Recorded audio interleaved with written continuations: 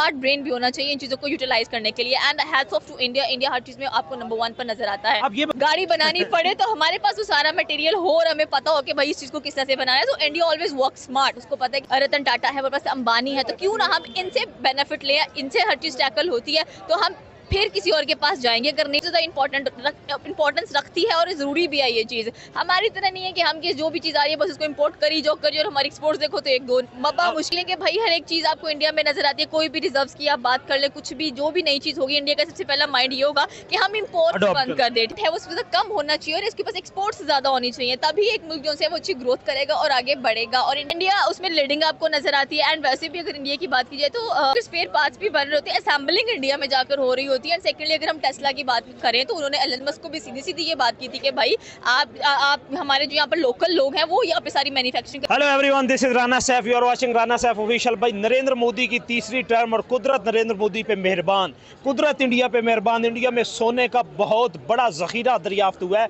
ओडिशा का सूबा है उनका, उसमें सोने के इतने बड़े रिजर्व दरियाफ्त हुए हैं कि इंडिया आने वाले 100 साल तक ये सोना इस्तेमाल कर सकता है। और जो सोने की वो एक्सपोर्ट करता था, जो इम्पोर्ट करता था सोने की, उससे मुकम्मल निजात हासिल कर सकता है। पाकिस्तानी हमारे साथ मौजूद हैं, यूट्यूबर्स, उनसे बात करते हैं कि क्या ये वाकया ही सोने की दरियाफ्त इंडियन इकोनॉमी के लिए, इंडियन पब्लिक के लिए और इंडियन गवर्नमेंट के लिए गेम चेंजर साबित होगी। अस्सलाम वालेकुम। वालेकुम अस्सलाम। आज इंडिया पे तो कुदरत मेहरबान ही मेहरबान है। नरेंद्र मोदी जैसा लीडर जब से उनके पास आया है तो तरक्की पे तरक्की, तरक्की पे तरक्की और एडवांसमेंट तो वो लेवल को छू गई और अब तो सोने के रिजर्व दरियाफ्त हो गया। क्या कहना चाहते हैं? देखिए, कौन सी ऐसी चीज़ नहीं है जो कि इंडिया में दरियाफ्त ना हुई हो और कौन सी ऐसी मार्केट है जो इंडिया में ना लगी हो। बेसिक बात तो ये है।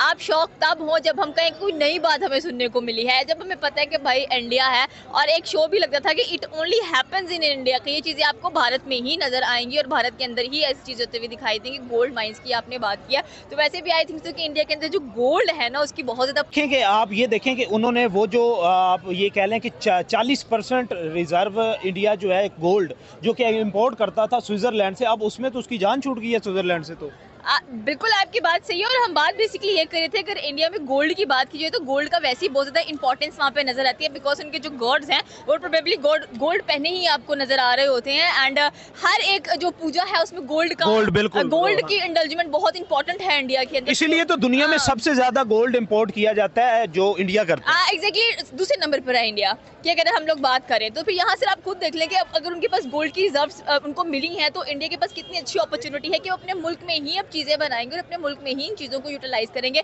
और उनका जो एक इम्पोर्ट का सिस्टम है वो खत्म हो गया। ये सबसे अच्छी बात होती है कि एक जो मुल्क है उसका जो इम्पोर्ट अपने आप को प्रूव करे। जैसे चाइना सेल्फ सफिशिएंट नजर आता है आपको, बाकी नेबर्स कंट्री अगर साउथ ईस्ट एशिया की बात की जाए तो वो सारी की सारी सेल्फ सफिशिएंट है सिवाय बांग्लादेश और पाकिस्तान को छोड़कर। एंड आई थिंक सो उसका जो नेशनल एनिमल है that is tiger, and they are proving that thing that we are the tigers in the south east Asian states की अगर बात की जाए तो। फिर यहाँ पर आप खुद देखिए इम्पोर्ट्स बंद करें, उन्होंने चाइना से भी अपनी इम्पोर्ट्स बंद की थी। उन्होंने कहा कि जो भी आप लैपटॉप्स वगैरह व्हाटएवर जो भी आप टेक्नोलॉजी उसे चाइना से इंपोर्ट करते हो उसको बंद करके आप अपने मुल्क में खुद क्यों नहीं बनाते हो वो चीज़, ठीक है। हालांकि उनको लॉस हुआ इस चीज़ का, बट उन्होंने कहा कि नहीं, सेल्फ मेड चीज़ सबकी नजर। आप ये देखें ना कि एशिया में सिर्फ वाहिद कंट्री है इंडिया जिसमें आईफोन के वेयर हाउसेज है, बाकी कहीं पे भी नहीं। यही तो मैं आपको बता रही हूँ कि देखिए वहाँ पर करेंगे, आपको जरूरत नहीं है कि आप वहाँ से लेकर आए, बिकॉज दे वांट टू से कि भाई हमारे मुल्क में बहुत ज़्यादा लेबर है, चीप लेबर भी आपको मिलेगा साथ में, ऊपर से हमारे लोग सीखेंगे भी। और कल को क्यों ना हो कि जब हमें टेस्ला की एक हमने वर्क स्मार्ट करना है, वर्क स्मार्ट करेंगे। लोग कहते हैं कि work hard,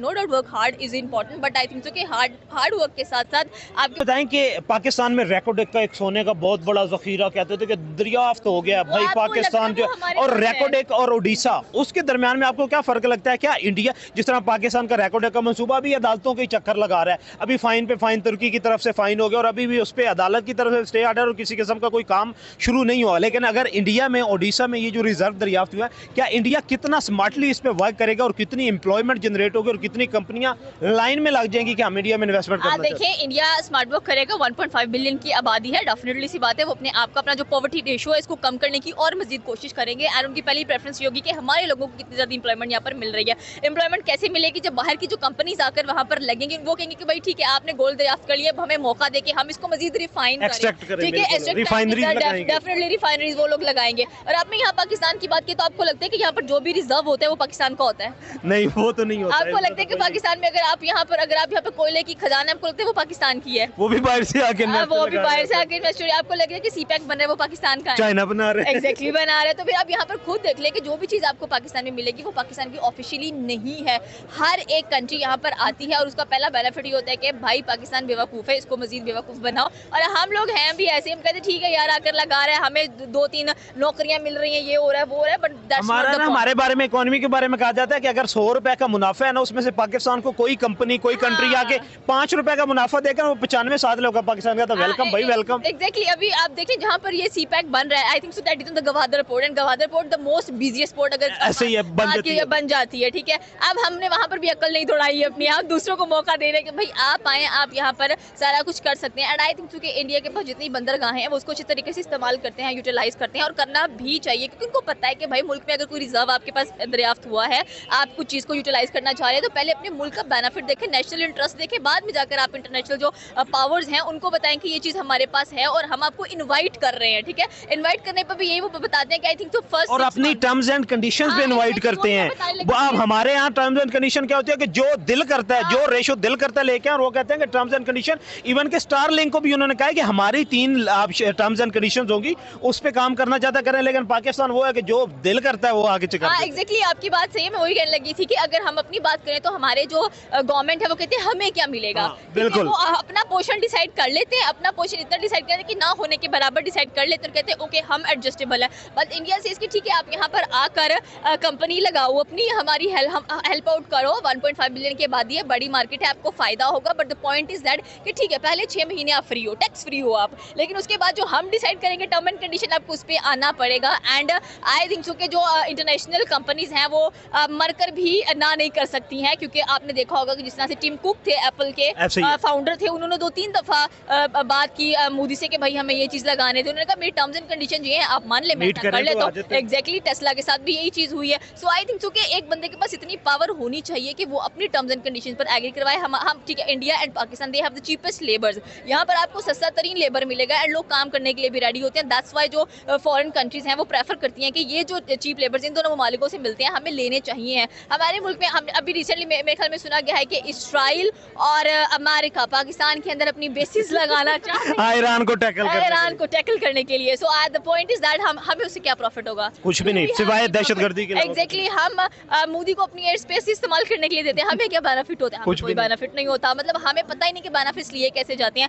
and America is friends with benefits वाले काम कर रहा होता है, India same goes friends with benefits वाले काम कर रहा होता है। एंड आई थिंक सो कि इंडिया को अपने जो फ्रेंड्स हैं ना, जो फौज है, मतलब जो दुश्मन है, उनका भी आइडिया है, बट उनके बड़ी मीठी छुरी उनके लेवल का है और उसको बड़ी मीठी छुरी बन के नरेंद्र मोदी कैप्चर करते हैं। And that is the most important चीज है जो इंडिया के अंदर नजर आती है। लास्ट क्वेश्चन ये है कि ये जो आपके पास अब रिजर्व इंडिया ने दरियाफ्त कर ली है, क्या इसमें वो फॉरेन इन्वेस्टर को इनवाइट करेंगे, या उनके पास रतन टाटा भी है और उनके पास मुकेश अंबानी भी, और आपने ये देखा कि वर्ल्ड लार्जेस्ट डेटाबेस सेंटर अब जिसमें पूरी दुनिया इन्वेस्ट करना चाहती है, लेकिन उन्होंने कहा कि उस पे मुकेश अंबानी करेगा, और इधर रिजर्व की तरफ भी कहीं आपको मुकेश अंबानी तो नहीं जाता नजर। और दूसरी बात यह कि जब से ये दरियाफ्त हुआ है ओडिशा में, अभी प्यूटन ने भी विजिट अपना अनाउंस कर दिया कि वो भी इंडिया का विजिट करेगा। एग्जैक्टली यही बात करने वाली थी कि अभी आपने डाटाबेस की बात किया, तो अमेरिका अपने इलेक्शंस के अंदर इंडिया का सिस्टम अपनाने वाला है डाटाबेस को लेकर के, जहां पर ये पता चलेगा कि भाई वाकई आप अमेरिका के शहरी हो, आपका सारा बायोडाटा निकल कर सामने आ जाएगा। भाई जब बड़ी बड़ी पावर्स, जब अपने आपको सुपर पावर्स कहती हैं, जब वो इंडिया को फॉलो कर रही हैं, तो फिर बाकी